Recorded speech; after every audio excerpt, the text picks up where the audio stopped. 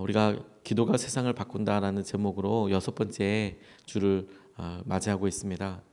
우리가 기도하게 되었다면 이미 주님께서 우리 가운데 기적과 같이 주의 놀라운 은혜를 이미 시작하신 것이라는 것을 우리가 계속해서 기도하는 사람들 통해서 우리 같이 보고 함께 붙잡고 기도하고 있는데, 오늘은 그 중에서도 야베스의 기도에 대해서 우리가 같이 묵상하고 기도하고 싶습니다. 성경 통독을 쭉 하다 보면 사무엘 상하가 역대 상의 말씀과 그리고 열왕기 상하가 역대 하의 말씀과 거의 똑같이 떨어지는 것을 보게 됩니다. 그리고 역대 상은 다윗 왕가의 관점에서 쓰여져 있는데, 그 1장서부터 한 10장 정도 이르기까지 약 한 10개 장 정도가 족보들이 쭉 나옵니다. 9장, 10장까지 이어서 계속해서 이스라엘의 여러 족보들, 사람들 이름이 무지하게 많이 나옵니다. 그런데 그런 여러 족보들이 그 어떤 유명한 사람들이나 왕가 이런 사람들을 자세한 소개로 이렇게 나와 있는데, 이 다윗의 왕가, 다윗의 자손들에 대한 족보가 쭉 실리고 난 다음에 우리가 잘 알다시피 다윗은 유다의 자손이었는데, 그 유다의 자손이었던 다윗의 왕가, 곧 왕들이겠죠. 왕들, 귀족들의 이름이 쫙 나온 다음에 바로 그 다음에 같은 유다 지파로서 다윗 왕가가 아닌 사람들, 왕족이 아닌 사람들의 족보가 쭉 이어 나옵니다. 이 야베스는 바로 그 유다 사람인데 다윗 왕가는 아니고 유다의 여러 방계 가족들, 형제들 중에 한 사람이었던 어떤 사람의 자손으로 등장하는 사람입니다. 그런데 유명한 이유가 뭐냐면, 그렇게 계속 족보가 소개될 때 누가 누구를 누구의 아버지이고 이렇게 이어지는데, 유독 야베스에게 우리가 오늘 읽은 이 본문의 두 절을 할애해서 그가 어떤 삶을 살았는지에 대해서 짤막하게 소개하고 있고, 그 중심 내용이 그가 기도하는 사람이었다라는 거예요. 그가 어떤 엄청난 업적을 이루었는지, 그의 삶이 어떻게 사람들에게 영향을 주었는지에 대해서 자세하게 나와 있는 글은 없습니다. 그런데 그가 기도하였다라는 내용을 통해서 하나님께서 그것을 어떻게 보고 계시는지에 대해 우리 같이 말씀으로 붙잡을 수 있으면 좋겠습니다. 첫 번째로 우리에게 도전이 되고 은혜가 되게 하시는 것은 무엇이냐면, 우리에게 고통의 열매, 우리가 지금 고통의 시간을 보내고 있을 때 이것을 우리가 보여지는 대로, 우리에게 다가오는 대로 이게 다 영적인 현실이 아니라는 거예요. 그래서 우리가 지금 어렵기 때문에 포기할 이유도 없고 낙담할 이유도 없고, 우리의 끝이 여전히 그렇게 끝나게 될 거라고 미리 지레 짐작할 필요도 없다는 것을 같이 붙잡았으면 좋겠습니다. 9절 말씀을 보면, 야베스는 그의 가족들 중에서 가장 존경을 받았는데 그의 어머니는 고통을 겪으면서 낳은 아들이라고 하여 그의 이름을 야베스라고 불렀다. 이렇게 이야기하고 있습니다. 단순하게 소개하고 있는 이 말씀에 야베스에 대해서 알려진 사실은 많지 않지만, 근데 짧은 말씀을 통해서 미루어 짐작할 수 있는 것이 있어요. 요 절 하나 가지고 그의 처음과 그의 끝이 달랐다는 겁니다. 그의 처음은 어머니가 이름하여 짓기를 너는 고통이야. 야베스라는 이름의 뜻이 고통, 고난, 수고 이런 뜻인데, 너는 고통이다. 너 참 내가 어렵게 너를 낳았다. 이렇게 표현하고 있습니다. 이것을 보고 그가 아버지가 없었을 것이다, 뭐 경제적으로 어려웠을 것이다, 다양하게 이야기하는 학자들이 있지만, 적어도 그의 태어났을 때의 삶이 어떠했을 거라는 것에 대해서는 다들 동의하면서 이야기할 수 있을 것 같아요. 다른 사람과는 다르게 그의 삶이 굉장히 힘들었나 보구나. 그의 어머니 때에서 가지고 있었던 어려움이 이 야베스가 어렸을 때에는 직접적인 영향을 주었을 것이고, 그리고 야베스가 자라면서 성장하면서도 여전히 그가 넘어야 될 한계 상황들로, 어려운 상황들로 직면하게 되었었겠구나라는 것을 짐작해 볼 수 있는 것이죠. 그런데 그의 시작은 그랬어서 다른 사람들이 보기에 실패할 만한, 낙담할 만한 100가지 합당한 이유를 다 갖고 있었을 가능성이 높았던 야베스가, 그럼 그의 삶이 모든 사람들이 예측하고 보았던 대로 수고롭고 고난으로 그냥 끝나게 되었느냐? 그게 아니라는 것이죠. 그가 그렇게 태어났지만 가족들 가운데 가장 존경받는 사람이 되었다, 가장 존귀한 사람이 되었다라는 것이죠. 우리에게 사단이 원하는 것은 지금 우리의 고난과 우리의 어려운 상황을 통해서 쉽게 절망하고 낙담하는 것이라고 생각이 듭니다.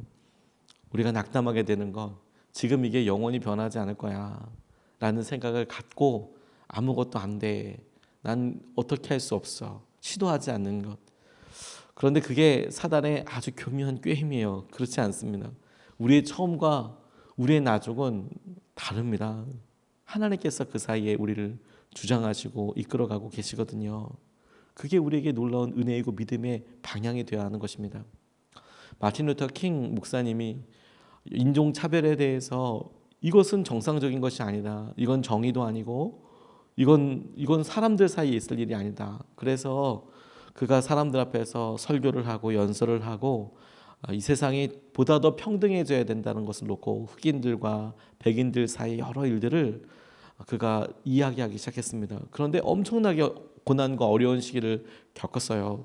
모두가 다 그게 당연하다고 생각을 했거든요. 흑인은 백인보다 열등해. 유색인종들은 더 열등해. 더 무식해. 더 가난해. 더 배운 게 없어. 근데 백인들도 그렇게 생각했을 뿐만 아니라 더 마음이 안타까운 것은 흑인들도 그렇게 생각을 했다는 거예요. 자기가 그런 일을 당하고 있으면서 그런 일들은 우리 부모님 그 부모님 때부터 있었으니까 당연해. 이런 식으로 생각을 해오는 게 너무 힘들고 고통스러웠습니다. 더군다나 살해 위험도 나를 마틴 루터 킹 목사님을 죽이겠다라는 이야기도 아주 심심치 않게 들었습니다. 근데 그가 그의 책에서 인터뷰에서 마틴 루터 킹의 인터뷰 고통과 믿음이라는 책에서 보면 이렇게 이야기해요. 고통이 거세게 휘몰아칠 때 그것에 대처할 수 있는 방법이 두 가지 있다는 사실을 깨달았습니다. 하나는 고통스러움에 대하여 직접 반응하는 것이고 다른 하나는 그 고통을 창조적인 힘으로 바꾸는 방법입니다. 그런 방법을 찾는 것입니다. 그러니까 내가 고난을 받고 어려우면 그것에 대해서 막 힘들어하고 어렵고 좌절하고 낙담하고 그렇게 그냥 있을 것이냐, 아니면 이 고통을 창조적인 방법으로 바꿀 수 있는 것을 내가 선택할 것이냐. 나는 후자를 선택하기로 했습니다. 나는 최근 몇 년 동안 과분한 고통이 오히려 나를 구원으로 인도한다는 확신을 갖고 살고 있습니다. 그가 사람들에게 있어서 평등한 세상, 흑인도 백인도 똑같다, 이런 단순한 이야기, 단순한 어떤 보편적인 이야기를 하는 것을 통해서 엄청난 고난을 경험하게 됐거든요. 엄청난 힘든 시간을 보내게 됐거든요. 근데 그 몇 년 동안 과분한 고통이 내가 이거 왜 하나? 내가 왜 사서 이런 고난을 내가 당해야 하나? 이런 과분한 고통이 오히려 자신을 구원으로 인도하는, 오히려 주님을 의지하게 되는 놀라운 통로가 되었다는 거예요. 그런데 그렇게 우리의 고통이 하나님을 더 의지하게 되고 하나님을 찾게 되는 것이 사실 하나님께서 우리의 삶을 다른 것과 차이나게 바꾸시게 하시는 굉장히 놀라운 통로가 되는 것이죠. 그러니 하나님께는 우리 각 사람들의 시작이 어떠했는지, 그 처음이 고통이었고 어렵고 가난했고 그런 것에 관심을 갖고 있는 게 아니라 그가 그런 고난을 어떻게 극복하는지, 무엇으로 의지하는지, 붙잡는지, 그것을 통해서 하나님이 하신 은혜를 누리게 하여 주시는 거예요. 그래서 고통이 오히려 더욱 주님의 개입하심과 주님이 일하고 계시는 것을 드러내는 증거가 될 수 있는 거예요. 렘브란트라는 작가가 아주 유명한 작품들이 많이 있습니다. 탕자의 귀환이라는 그런 그림이 있어요. 아들이 머리도 막 다 빠지고 아주 남루한 거지 같은 그런 복장을 하고 있는 한 사람이 어떤 아버지, 부유한 아버지 앉아 있는데 거기에 무릎을 꿇고 이렇게 안겨 있는 그런 그림입니다. 그래서 이게 아들인가 싶을 정도로 거지다, 거지. 그렇게 생각할 정도의 사람인데 탕자의 귀환이라고 되어 있어요. 그러니까 우리가 잘 알고 있는 성경 말씀에 둘째 아들, 재산 아버지한테 유산 받아서 다 탕진하고 돌아온 그 아들을 그 거지의 모습으로 그렇게 묘사했는데 너무 영감 어린 그런 미술 작품입니다. 그런데 그가 이런 그림을 그리게 된 과정과 동기가 있어요. 렘브란트는 여러 예술가 중에서도 아주 특별한 삶을 살았는데 그가 살아생전에 많은 사람들한테 인정을 받았다라는 거예요. 많은 사람들한테. 그게 당연하다고 싶지만 사실 유명한 화가 중에서 그의 생전에 살아있을 때 인정받고 부와 어떤 권력을 누렸던 사람은 그렇게 많지 않습니다. 유명한 화가들 중에서 고호 같은 사람은 생전에 그림 딱 한 점 팔았답니다. 한 점이 딱 팔렸대요. 돈을 그 그림을 그려서 팔았는데 그게 돈이 된 게, 그것도 큰 돈도 아니고 그게 돈이 됐던 게 딱 한 점이었대요. 나중엔 다 그게 사후에 팔린 거예요. 죽고 나서 그게 뭐 엄청 비싸게 팔리면 그게 무슨 또 의미가 있겠습니까?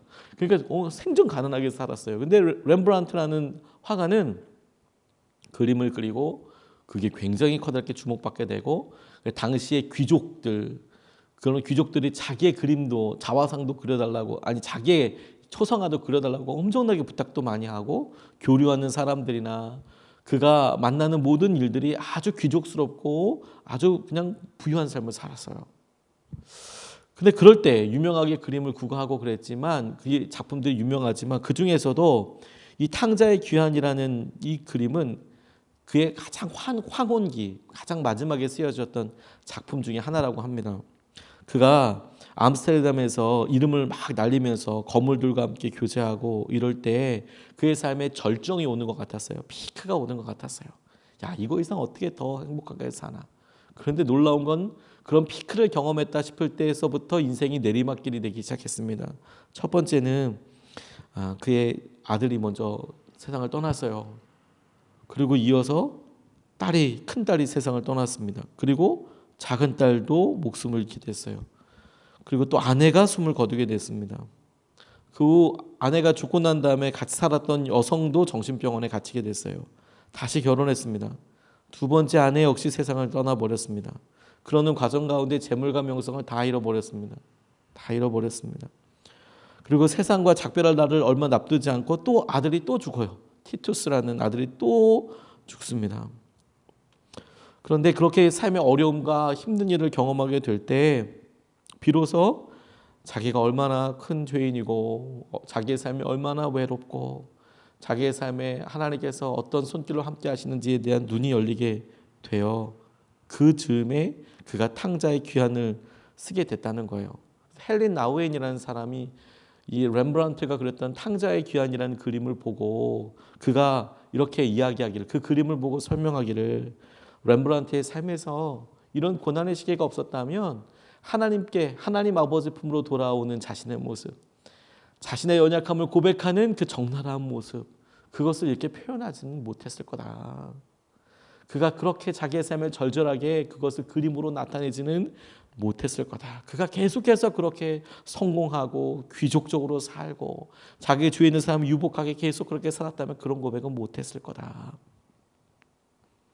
야베스를 진짜 놀라운 삶과 은혜의 사람으로 만드는 것은 그의 불행한 처음, 아니 우리와 같은 지금 우리의 어려운 상황, 이것이 아니었어요. 오히려 이것은 하나님을 붙잡게 하고 하나님 앞에 나아가게 되는 통로가 되고 주님께서 우리를 붙잡아 주시는 은혜의 기쁜 과정이 되는 거예요.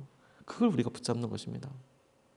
두 번째로 본문 말씀 우리에게 주시는 놀라운 은혜와 도전이 무엇이냐면 고난의 자리에서 드리는 기도입니다. 고난의 자리에서 드리는 기도. 10절 말씀을 보면 야베스가 이스라엘 하나님께 나에게 복을 더해 주시고 내 영토를 넓혀 주시고 주님의 손으로 나를 도우시어 불행을 막아주시고 고통을 받지 않게 하여 주십시오 하고 간구하였더니 하나님께서 그가 구한 것을 이루어 주셨다, 이렇게 이야기하고 있습니다. 역대상에 등장하는 족보, 그 족보들 가운데 이런 어떤 특정한 사람에 대해서 설명하고 있는 내용과 장면들은 그렇게 많지 않습니다. 이름이 쭉 등장하고 이렇게 나오거든요. 뭐 솔로몬의 아들들 쭉 나오고. 그런데 야베스에게 두 절이나 돼서 그 사람은 어떤 삶을 살았다. 근데 그 기도 내용을 곰곰이 보면, 자세히 보면 특별하게 구체적인 것들은 보이지가 않아요. 그가 복을 더하여 달라고 기도하고 내 땅을, 내 소유를, 내 영토를 넓혀 주십시오라고 기도하고 불행을 당하지 않게 해달라고 이렇게 기도하는 것들, 저희들도 한두 번쯤 그렇게 기도할 그런 즈음, 뭐 어떤 특별한 어려움에 대해서 기도하거나 이런 게 아니라 누구나 한번 드려볼 수 있는 기도. 저는 그래서 기도의 내용보다도 더 이런 평이한 기도들 가운데 그래서 더 주목하게 되는 게 뭐냐면 그의 삶이 기도하는 삶이었다는 거예요. 그리고 그의 삶의 특징은 그 기도가 응답받았다라는 데 있어요. 하나님께서 그 기도를 들으셨고 그의 삶을 붙잡아 주셨다라는 겁니다. 다시 말해서 그의 삶이 어렵고 힘든 가운데 다른 사람들과 차이 나게 하는 것이 있다면 그게 기도였다라는 거예요. 기도가 그의 삶을 바꾸었다. 여러분, 저희가 기도라는 제목을 가지고 40일을 채우기 위해서 계속 기도하고 있어요. 우리가 이렇게 기도하고 특별한 이 시간을 갖는 것이 우리에게 영적으로 되게 중요한 의미가 있다고 생각이 듭니다.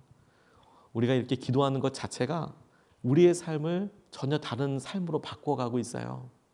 오늘 우리가 드리는 기도가 어제의 나와는 전혀 다른 은혜의 사람으로 우리에게 새로운 의미와 새로운 믿음을 우리에게 더하여 주세요. 마치 우리에게 주시는 주의 은혜가 오늘 하늘로부터 부어져서 전혀 다른 옷을 입고 전혀 다른 색깔과 전혀 다른 향기를 내는 그런 삶을 사는 것처럼 우리에게 이 기도가 우리의 삶을 존재를 바꾸는 그런 통로가 된다니까요. 기도하는 것이 우리의 삶을 바꿉니다. 모라비안 교도들의 살았던 곳이 헤르누트라는 곳에서 살았습니다. 옛날 동독, 지금은 동독이라고 없어졌지만 베를린이라는 곳에 약간 밑쪽에 헤르누트라는 곳이 있습니다. 거기에 영지를 갖고 있었던 사람의 이름이 진젠도르프라는 백작이었는데 그 진젠도르프 백작이 살고 있었던 그 헤르누트 가까운 곳에 우리가 체코라고 부르는 나라가 있어요. 그 남쪽에 보면. 그리고 체코에서 살았던 사람들이 거기서 성경을 번역하고 그리고 살았던 후스란 사람이 그런 여러 믿음의 도전들을 했고 그 믿음의 도전들이 아주 참혹하게 탄압을 당하게 됩니다. 그래서 그 땅에 살던 사람들이 흩어져요. 내가 종교적인 믿음의 결단을 놓고 루터가 태어나기도 전에 그런 일이 있었습니다. 체코 지역에 그 사람들이 동유럽을 이렇게 떠돌아다니다가 살 곳이 없었어요. 당시만 해도 영주가 나는 이것을 믿겠습니다라고 결정하면 그 땅에 있는 사람들은 전부 다 그 종교를 선택했거든요. 근데 자기들은 종교의 자유, 나는 가톨릭이 옳다고 생각하지 않아서 떠나왔던 사람들이니 살 수 있는 곳이 없었어요. 가난한 삶을 살았던 것은 말할 수도 없겠죠. 그렇게 돌아다니다가 헤르누트라는 곳에 이렇게 왔는데 진젠도르프 백작을 만났을 때 그 땅의 영지를 그 땅에서 살도록 허락해 줍니다. 농사짓고 살도록. 헤르누트에서 살아라. 그래서 사람들이 모이는데 그 소식이 퍼지니까 유럽 지역에 흩어졌던 이 사람들이 모라비안이라는 사람들이 하나씩 둘씩 모이기 시작합니다. 이 모라비안은 체코 근교에 있는 떠돌이 생활을 하고 있던 사람들을 모라비안 지역이라고 얘기하고 그 사람들을 모라비안이라고 불러요. 그 사람들이 모이기 시작했어요. 소수의 사람들이 모이기 시작했습니다. 그런데 에벌린 하세라는 사람이 말한 글을 보니까 이 진젠도르프 백작과 작은 무리가 모였을 때 1727년 8월 13일 수요일 오전 11시 정각에 성령님이 호련히 임하였다 이렇게 쓰고 있어요. 1727년 8월 13일 수요일 오전 11시 정각에 성령님이 호련히 임하였다. 그런데 그렇게 호련히 임한 그것으로부터 시작해서 이 모라비안 모이는 사람들 가운데 엄청난 변화가 있게 됐어요. 기도하기 시작했습니다. 1727년에 시작된 이 기도회처럼 놀라운 기도회가 교회의 역사 속에 또 있을까? 이 에벌린 하세라는 사람이 그렇게 표현하고 이야기합니다. 왜? 그때 시작된 기도회가 100년이나 지속됐기 때문에 그래요. 1727년에 시작된 기도회가 1800년대까지 그렇게 기도했기 때문에 그래요. 그것도 놀랍죠. 기도회가 100년 동안 지속됐다는 게. 기도회가 100년이 지속되려고 하면 약 3대 혹은 4대가 이어져야 됩니다. 한 사람이 100년을 기도할 수 없어요. 이게 대를 이어서 2대도 안 됩니다. 50년 살 수 없잖아요. 적어도 3대에서 4대가 이어져야 되는 거예요. 100년을 기도하려면. 그러니까 증조 할머니부터 시작해가지고 기도해서 그 손자까지 그렇게 기도해야지 100년이 이루어져요. 그리고 놀라운 건 뭐냐면 24시간 기도했다는 거예요. 24시간. 100년 동안 24시간. 300년이나 계속 100년이나 계속 기도했대요. 정말 특이한 기도회였고 이 기도회에서 매시 중보기도라는 이름으로 붙여졌대요. 매시 기도. 이것이 형제들과 자매들의 릴레이로 하나님의 교회의 사역과 필요를 위해 쉬지 않고 기도해야 한다. 그래서 기도하기 시작했다는 거예요. 이 작은 모임이 25년 동안 100명 이상의 선교사를 파송했대요. 초기 25년 동안 100명 이상의 선교사를 파송하고 100년 동안 이 100명 이상의 파송 선교사들을 위해서 열방을 해서 계속 기도한 거죠. 놀랍죠? 근데 여러분 더 놀라운 게 뭔지 아십니까? 그 사람들이 그렇게 파송하고 기도했을 때에 이 모라비안 교도들이 300명을 넘지 않았다는 거예요. 100년 동안 기도할 때 3만 명이 기도한 게 아니고 30만 명이 기도한 게 아니고 300명도 안 되는 사람들이 그곳에 모여 살면서 100년 동안 기도했다는 거예요. 100년 동안. 와, 저는 그 이야기를 듣고 너무 놀랐어요. 너무 놀랐어요. 그런데 여러분, 하나님께서 적어도 이 유럽 땅을 볼 때, 아니 이 전 세상을 이렇게 세계를 이렇게 보실 때 끊임없이 열방을 향하여 기도하는 24시간 기도하는 이곳을 얼마나 소중하게 보셨을까. 정치적인 어떤 결정이 있고 하는 왕실과 회의장보다도 하나님께서 전 세계에 하나님께서 일하실 일을 놓고 간절히 기도하는 그 두 사람씩이 날마다 기도하는 그 모임을 보고 얼마나 귀하게 여기셨을까. 얼마나 그의 중심에 와 계셨을까. 하나님께는 그곳이 기도로 유명한 장소가 되는 것이죠. 야베스가 유명했던 이유가 뭐냐면 그가 기도하는 사람이라는 거예요. 오늘 여러분 우리의 삶에서 우리가 첫 단추를 잘 끼웠습니다. 오늘 우리가 우리 삶에 우리가 하나님 뜻대로 한 게 뭐가 있지? 라고 이야기할 때 기도로 시작한 것이죠.